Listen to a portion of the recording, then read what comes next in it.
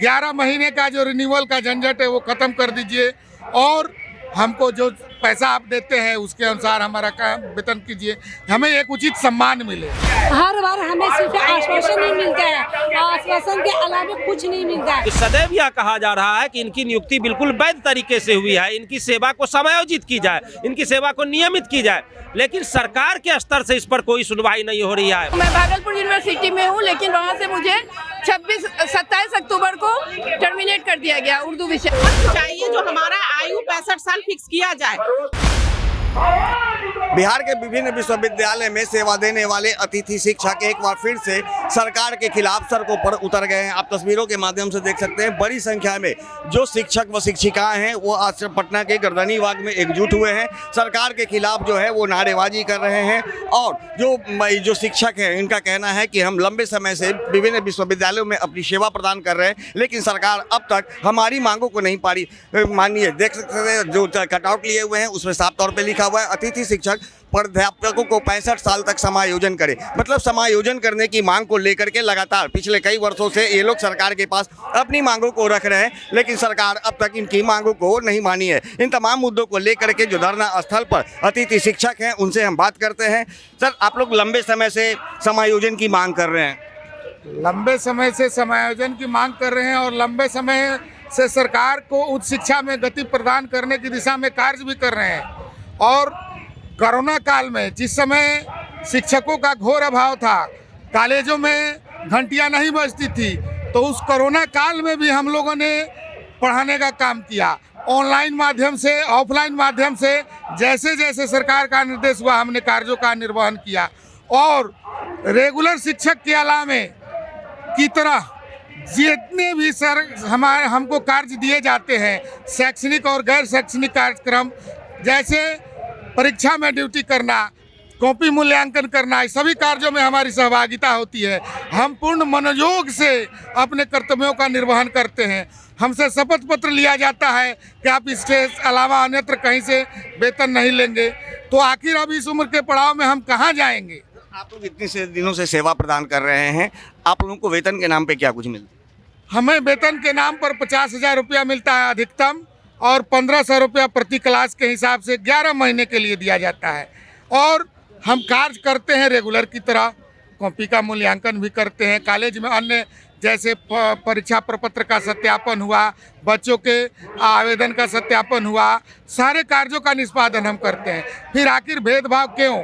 हमारी एक ही मांग है कि हमारी सेवा 65 वर्ष तक कर दीजिए, 11 महीने का जो रिन्यूअल का झंझट है वो ख़त्म कर दीजिए और हमको जो पैसा आप देते हैं उसके अनुसार हमारा काम वेतन कीजिए, हमें एक उचित सम्मान मिले। क्योंकि समाज में एक प्रतिष्ठा है कि हम सरकारी कॉलेज में प्रोफेसर हैं, अगर इससे अलग कोई और डिसीजन होता है तो हमारी प्रतिष्ठा भी धूमिल होगी। हमारे बच्चे कहाँ जाएंगे? हमारे सर पर हमारे माँ बाप भी हैं, बूढ़े हैं। समायोजन को लेकर के क्या आप लोगों ने कभी सरकार के प्रतिनिधियों से मुलाकात की है, अपनी बातों को रखा है? बहुत सारे प्रतिनिधियों से हम लोगों ने मुलाकात की है। माननीय शिक्षा मंत्री जी से भी हम लोग मिले हैं, प्रधान सचिव से भी मिले हुए हैं। इसके अलावे मुख्यमंत्री, राज्यपाल और अन्य विभिन्न जो है अधिकारियों को, मंत्रियों को हम लोग ज्ञापन देते रहे हैं, अपनी मांग को हम लोग रखते रहे हैं। जो विधानसभा के सदस्य, विधान परिषद के सदस्य, उन लोगों के समक्ष भी मांग को रखे हैं और कई एक सम्मानित विधानसभा तथा विधान परिषद सदस्यों द्वारा सदन में जोरदार तरीके से हमारी मांगों को उठाया जाता रहा है।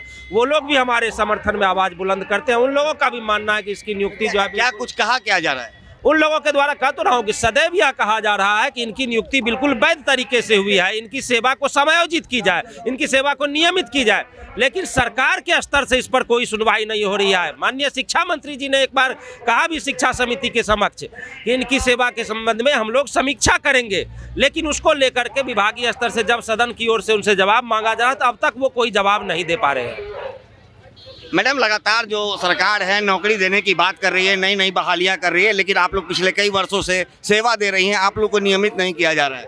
हाँ सर, इस पे सर हम लोग कहना चाहेंगे कि हम लोगों को भी नियमित किया जाए और हम लोगों को भी जो है जिस तरीके से आयोग के द्वारा बहाली हो रही है और उनको नियमित करके उनको अच्छे वेतन के साथ सम्मानित करने के साथ साथ उनकी सेवा का सही मूल्यांकन करके उनको पैसा दिया जाता है। इसी प्रकार से हम चाहेंगे कि हम लोग को भी 65 ईयर्स तक किया जाए और जो भी उनको बन सकता है या तो 57,700 के हिसाब से या फिर 50,000 के हिसाब से हम लोगों को भी सेवा करने का मौका दिया जाए और हम लोग अपने पद पे बने रहें। इसके लिए सरकार से हम लोगों का जो मांग है जारी है। मैडम यहाँ पे आप लोग जितने शिक्षक हैं जी जी कितने वर्षों से सेवा दे रही है? सर हम तो अभी न्यू है इसमें, मेरा 1 साल नहीं पूरा हुआ है बाकी, लेकिन मेरे दूसरे साथी लोग ये लोग 6-7 साल से काम कर रहे हैं। 7 साल से काम कर रहे हैं लेकिन अभी तक समायोजन नहीं जी, बिल्कुल नहीं, उन लोगों का समायोजन अभी तक नहीं हो पाया है। सरकार लगातार कहती है कि हम बड़ी संख्या में बहाली कर रहे हैं शिक्षकों की, लेकिन आप लोग पूर्व से सेवा दे रही हैं, आप लोग का समायोजन क्यों नहीं? वही ना, इतनी नौकरी सरकार दे रही है लेकिन जो ऑलरेडी पहले से हम लोग नौकरी कर रहे हैं तो हम लोगों के लिए समायोजन की बात क्यों नहीं कर रही है?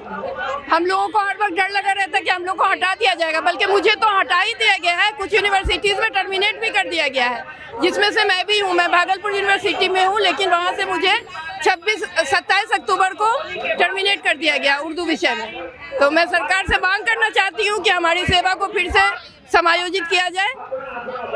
मैडम, समायोजन की मांग आप लोग कर रही हैं, आप लोगों ने सरकार के प्रतिनिधियों से भी बात की होगी, क्या कुछ आश्वासन आप लोगों को मिल रहा है?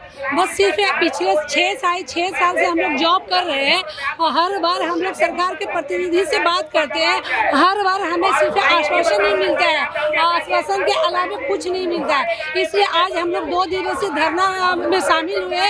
अगर इस बार सरकार इस सत्र में नहीं हम लोगों को परमानेंट करेगी, हम लोगों की सेवा 65 साल नहीं करेगी, तो हम लोग इससे बड़ा आंदोलन करेंगे। आप लोगों की संख्या कितनी है? 1700-1800 के करीब। 1700-1800 है, बावजूद सरकार समायोजन नहीं कर रही है। बिल्कुल नहीं, पिछले 6 साल से हम लोग परमानेंट से ज्यादा काम कर रहे हैं। हर वो काम करते हैं सर जो कि परमानेंट करते हैं उससे भी ज्यादा, लेकिन हम लोगों को कॉलेज में भी 2 दर्जे के रूप में देखा जाता है। हम लोगों को बहुत सारी सुविधाएं नहीं मिलती है, कुछ नहीं। पर क्लास हम लोगों को मिलता है, हम लोग 50 क्लास कर भी तो 34 का ही मिलता है, तो वो सब तो अपनी जगह है, लेकिन हम लोगों के ऊपर हर वक्त तलवार लटकी हुई है। अब आप लोग ठान लिए हैं कि सरकार से आर पार की लड़ाई लड़ेंगे? आर पार की लड़ाई लड़ेंगे सर। इस बार हम लोगों का सेवा विस्तार हो, नियमित हो, वरना हम लोग आत्मदाह भी करने को तैयार है। आत्मदाह करेंगे? जी बिल्कुल सर, क्योंकि अब हम लोगों की एज इतनी हो गई है, अब हम लोगों की एज इतनी हो गई सर कि हम लोग किसी और जगह से जॉब छोड़ के इसमें आए 6 साल पहले, अब जाए तो कहाँ जाए सर? तो ये बड़ा सवाल है। जो महिला शिक्षिका हैं उनका कहना है कि आखिर अब जाए तो कहाँ जाए। जिस तरह से समायोजन की मांग को लेकर के बड़ी संख्या में जो महिलाएं शिक्षिका हैं वो यहाँ बैठी हैं, अब आत्मदाह की चेतावनी भी सरकार को दे रही है। मैडम, कितनी वर्षों से आप सेवा दे रही है? हम लोग 6 साल से अपनी सेवा दे रहे हैं। आप लोग लगातार सरकार और शिक्षा मंत्री से भी मुलाकात की होंगी, क्या कुछ आश्वासन मिला? आश्वासन यही दिया जा रहा है कि आप लोगों की नौकरी नहीं जाएगी, परंतु अभी जैसे ही परमानेंट बहाली आती है, अभी तक केवल आश्वासन देने से कुछ नहीं होगा। अब हमें उसकी अस्थायी मतलब एक पत्र चाहिए जो हमारा आयु 65 साल फिक्स किया जाए।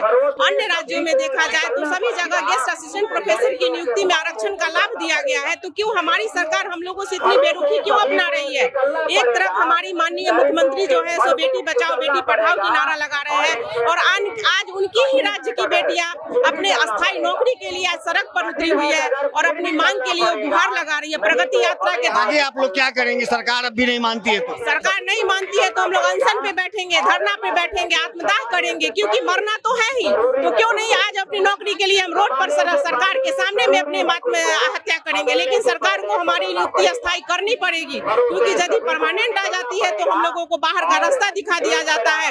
क्या ये बिहार के टीचर के साथ क्या अन्याय हो रहा है? कहीं से भी न्याय उचित नहीं है, इसीलिए सरकार से। मैडम, कितनी नाराजगी है शिक्षा विभाग और सरकार को लेकर? नाराजगी यही है कि हम लोग की बहाली 5 साल पहले की गई और जो भी अहर्ता होती है यूजीसी नॉर्म्स हम लोग फॉलो करते हैं, सारे हम लोग क्वालिफिकेशन रखते हैं जो एक परमानेंट शिक्षक में होनी चाहिए। फिर भी हम लोग का परमानेंट अभी तक नहीं किया गया है और परमानेंट टीचर आने के बाद हम लोग की नौकरी जाने का भी खतरा है।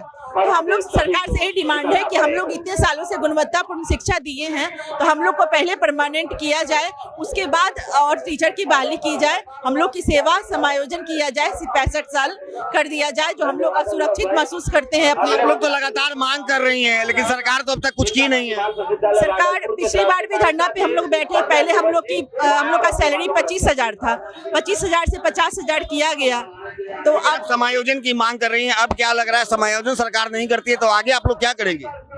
5 साल से बहाली की प्रक्रिया चल रही थी, तो था कि जब तक जॉब नहीं आया था नया तब तक तो हम लोग थे ही, यही हम लोग का ये था पहले से। अब आप लोग सड़कों पे उतर गए हैं, सरकार से हर पार की लड़ाई लड़ रहे हैं। अब उम्मीद है हम लोग को कि सरकार हम लोग का परमानेंट करेंगे। और चुनाव का समय है, चुनावी साल है, विधानसभा सत्र चल रहा है, हम लोग की मांग सुनी जाए, यही हम लोग की डिमांड है सरकार से। इस गर्दनी भाग पे पड़ता है तो जैसा कि आपने सुना, राज्य के जो तमाम विश्वविद्यालय में जो अतिथि शिक्षक व शिक्षिकाएं हैं उनमें सरकार को लेकर के काफी नाराजगी है। इनका कहना है कि पिछले 7 वर्षों से लगातार अपनी सेवा प्रदान कर रही है, बावजूद सरकार आज तक इनकी मांगों पर कोई भी विचार नहीं किए। लेकिन इन्होंने अब साफ तौर पर सरकार को और विभाग को चेतावनी दी है कि यदि इस धरना के माध्यम से भी अब इनका समायोजन नहीं किया जाता है तो आत्मदाह करने के लिए शिक्षक व शिक्षिकाएं मजबूर हो जाएंगी और इसका सारी जिम्मेवारी सरकार पर होगी। ज्ञानेंद्र वर्मा, आर्यन खबर, पटना।